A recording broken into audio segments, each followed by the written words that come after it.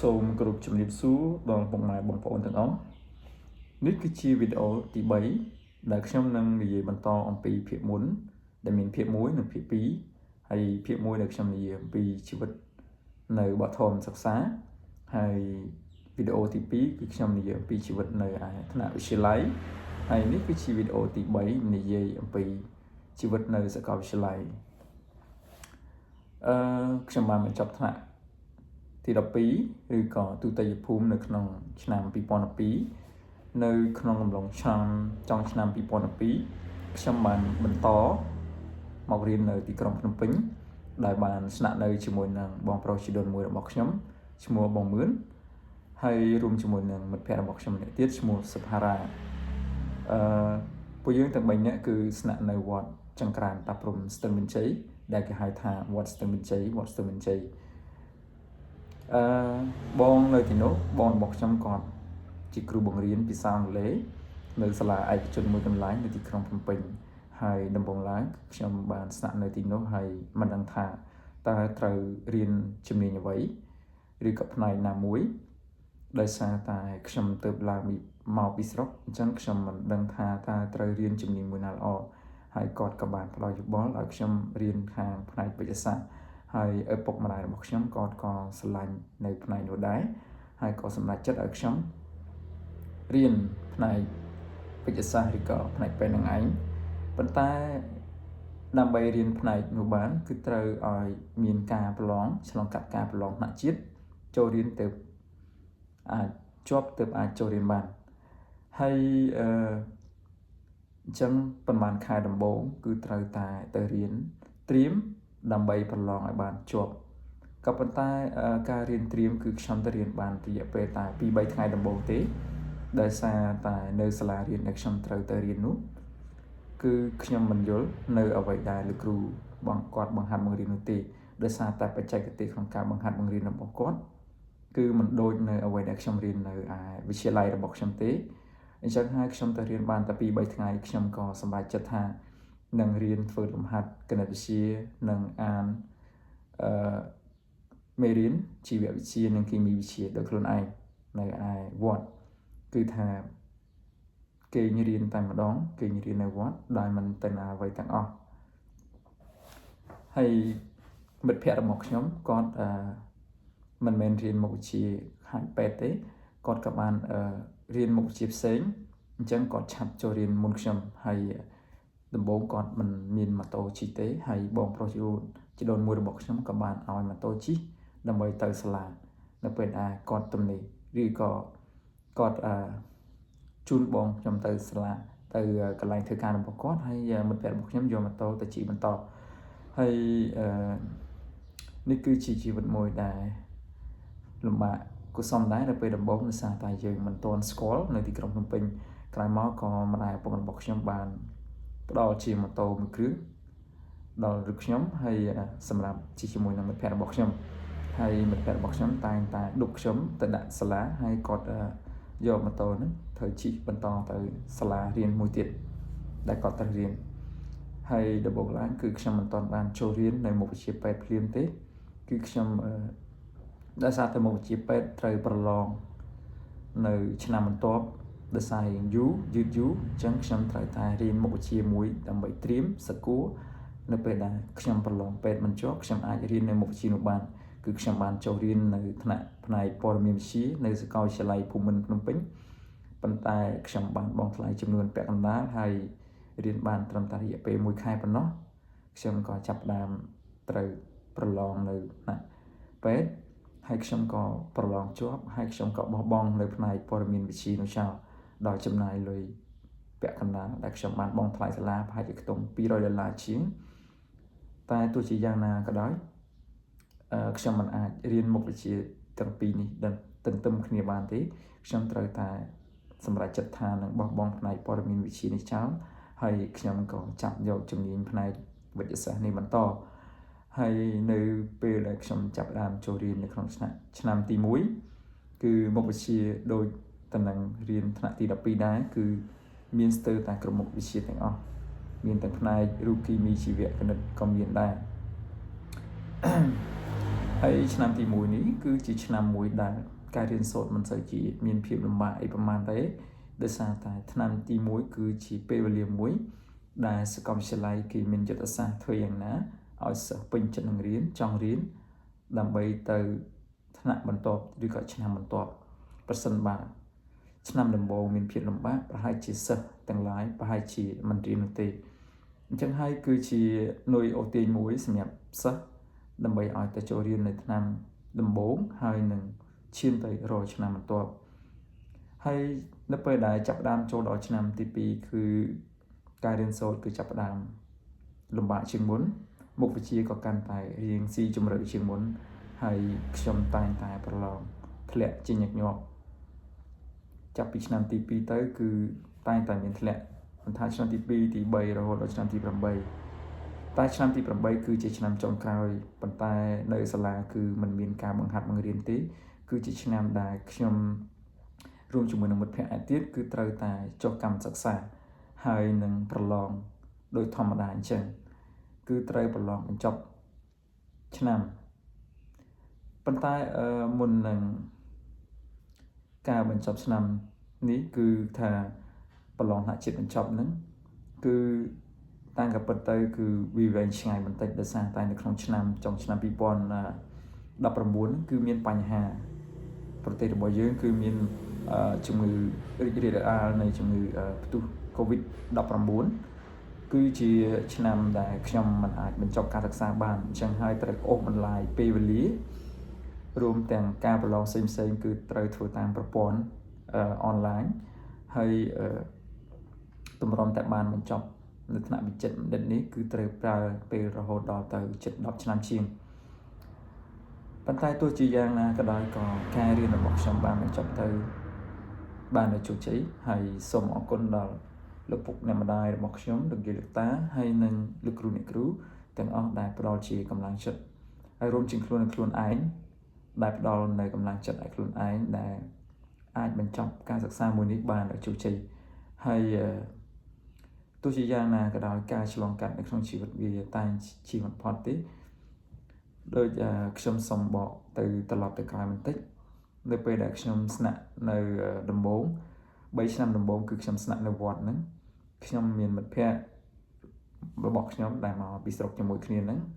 ហើយស្នាក់នៅជាមួយនឹងបង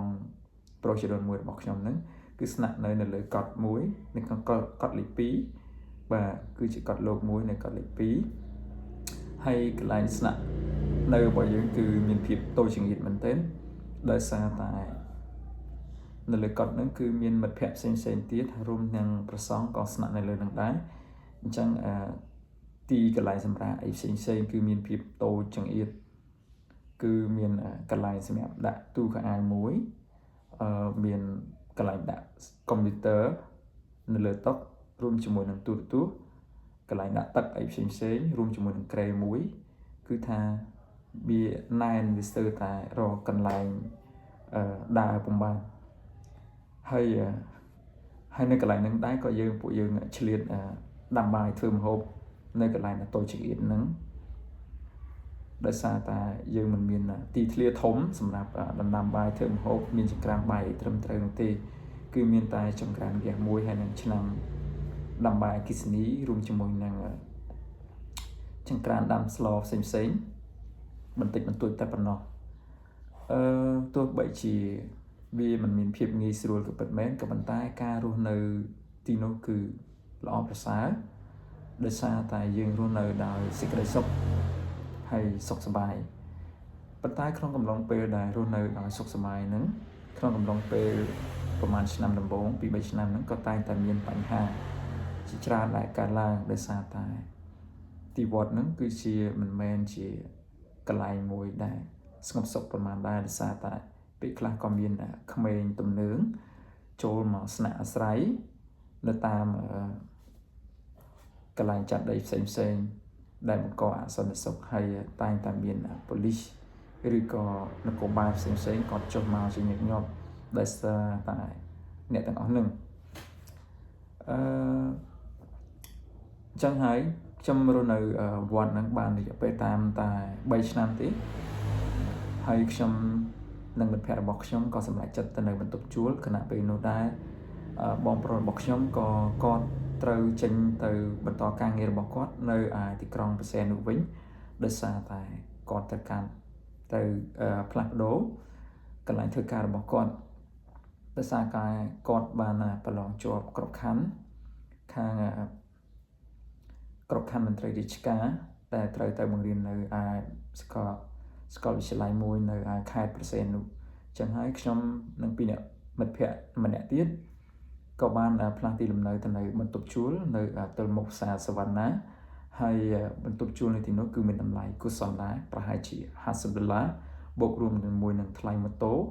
ផ្ញើម៉ូតូមួយគ្រឿងគឺតម្លៃ$5អញ្ចឹងពួកយើង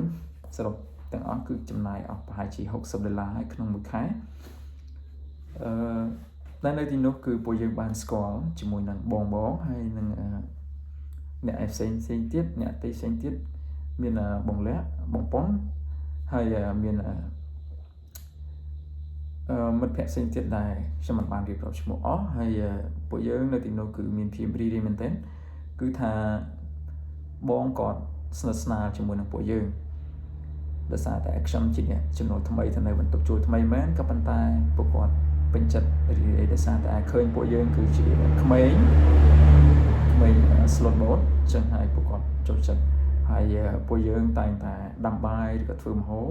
ហើយលើកយកទៅញ៉ាំនៅបន្ទប់របស់ពួកគាត់ហើយជួយចែកចម្លែកនៅថវិកាមួយចំនួនដើម្បីជាថ្លៃចំណាយទៅលើម្ហូបផងដែរហើយរាល់ពេលដែលពួកយើងមានធ្វើកម្មវិធីអីផ្សេងក៏តែងតែជួបជុំគ្នាញ៉ាំអីនៅបន្ទប់ជួលរបស់ពួកគាត់និយាយរួមទៅគឺជីវិតពោរពេញទៅដោយភាពរីករាយមែនទែនអ្វីត្បិតតែពួកយើងមិនមែនជាអ្នកដែលកើតនៅក្នុងខ្សែស្រឡាយជាមួយគ្នាឬក៏បងប្អូនសាច់ញាតិចិត្តទេ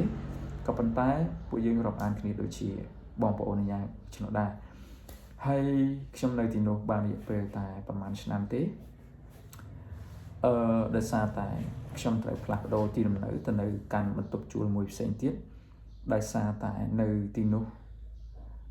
ខ្ញុំមានរឿងរ៉ាវមួយចំនួនហើយធ្វើឲ្យមិត្តភ័ក្តិរបស់ខ្ញុំគាត់មិនចង់នៅទីនោះក៏បានផ្លាស់ប្ដូរទីលំនៅទៅនៅឯកន្លែងផ្សេងទៀតតម្រូវតែខ្ញុំបានបញ្ចប់ថ្នាក់វិជ្ជាបណ្ឌិតហើយការរៀនចប់ថ្នាក់វិជ្ជាបណ្ឌិតនឹងគឺខ្ញុំត្រូវប្រឡងនៅមុខវិជ្ជាជាច្រើនទាំងមុខវិជ្ជាខាងទ្រឹស្ដីទាំងមុខវិជ្ជាខាងអនុវត្តផ្ទាល់គេហៅថា OSCE ប៉ុន្តែទោះជាយ៉ាងណាក៏ដោយគឺខ្ញុំនៅតែជំនះហើយធ្វើបានដោយជោគជ័យហើយសូមអរគុណដល់លោកពុកអ្នកម្ដាយរបស់ខ្ញុំដែលបានផ្គត់ផ្គង់ដល់រូបខ្ញុំឲ្យខ្ញុំបានបញ្ចប់ថ្នាក់វិជ្ជាបណ្ឌិតបានដោយជោគជ័យហើយសូមអរគុណដល់ពុកម៉ែបងប្អូនទាំងអស់ដែលតែងតែគាំទ្រដល់រូបខ្ញុំបានទោះបីជាមិនបានជួយជាថវិកាអីសម្រាប់ខ្ញុំរៀនសូត្រក្តីក្នុងរយៈពេលប្រហែលឆ្នាំនេះគឺចំណាយលុយយ៉ាងច្រើនដែរប៉ុន្តែពួកគាត់តែងតែផ្ដល់កម្លាំងចិត្តហើយពួកគាត់តែងតែរីករាយត្រេកអរនៅពេលដែលឃើញក្មួយបានរៀនចង់ចាប់ដើមខ្លាយទៅជាវិជ្ជាបណ្ឌិតមួយរូបហើយនេះគឺជាដំណើរជីវិតមួយដ៏វែងឆ្ងាយរបស់ខ្ញុំអ្វីត្បិតតែខ្ញុំមិនបាននិយាយរៀបរាប់អស់នៅក្នុងវីដេអូនេះក៏ប៉ុន្តែសង្ឃឹមថានៅពេលដែលបងប្អូនមានកូនចង់រៀនបន្តនៅថ្នាក់វិជ្ជាបណ្ឌិតអីឬក៏ជំនាញពេទ្យណាមួយសូមបងប្អូនមុននឹងសម្រាប់ចិត្តឲ្យកូនបងប្អូនឡើងមករៀនបងប្អូនគួរតែសួរចិត្តទៅលើកូនបងប្អូនសិនថាពេញចិត្តឬអត់បើសិនបើគាត់ពេញចិត្តជាមួយនឹងជីវិតនៃការរៀនសូត្របែបនេះសូមបងប្អូនអនុញ្ញាតពួកគាត់រៀនទៅប៉ុន្តែបើសិនបើគាត់សម្រេចចិត្តរៀនជំនាញផ្សេងសូមបងប្អូនក៏មានការទៅតល់ជាមួយនឹងពួកគាត់ហើយព្យាយាមជំរុញលើកទឹកចិត្តគាត់ទោះបីជាគាត់ចង់រៀនផ្នែកអ្វីក៏ដោយហើយសូមអរគុណហើយនេះគឺជាវីដេអូបិទបញ្ចប់នៃការរៀនសូត្រនៅថ្នាក់សាកលវិទ្យាល័យរបស់ខ្ញុំរហូតដល់បញ្ចប់បានខ្លាយទៅជាវិជ្ជាបណ្ឌិតហើយសង្ឃឹមថាបងប្អូននឹងទទួលបាននៅអារម្មណ៍មួយដែលថាមានភាពរីករាយក្រោយពីពេលបានស្ដាប់នៅអ្វីដែលជាចំណេះ ឬក៏ជំនាញឬបទពិសោធន៍ផ្សេងៗដែលខ្ញុំបានឆ្លងកាត់ហើយចង់ផ្ដាំទៅដល់កូនបងប្អូនចំនួនក្រោយដែលមានបំណងចង់សិក្សាផ្នែកនេះហើយសង្ឃឹមថាអ្នកទាំងអស់គ្នានឹងជួបតែសេចក្តីសុខចម្រុងចម្រើនសម្រាប់ឆ្នាំថ្មីនេះ